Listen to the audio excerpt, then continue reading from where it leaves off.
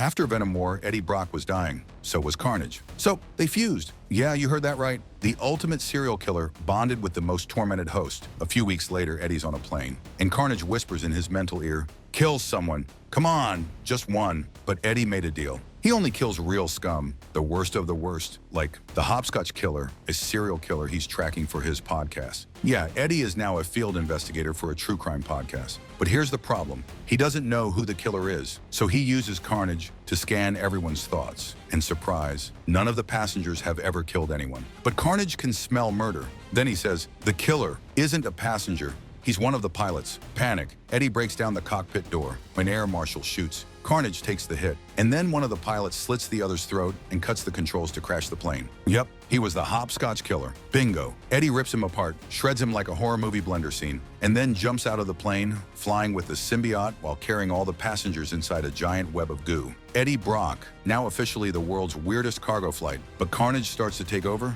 Blackout. Eddie wakes up. He thinks he killed innocent people. But Bailey, his podcast partner, calls, plane crash, 2 dead, the pilots. Eddie's back in full Dexter on acid mode. He calls Carnage into his mind. Tell me what happened. Carnage? Silent. The bastard loves suspense. But he reminds Eddie of the deal. You want power? I want blood. So we keep going, but only monsters. Then he starts listing names. Galactus? Jean Grey? Elektra? Who's the next target? You want to know? Subscribe to find out.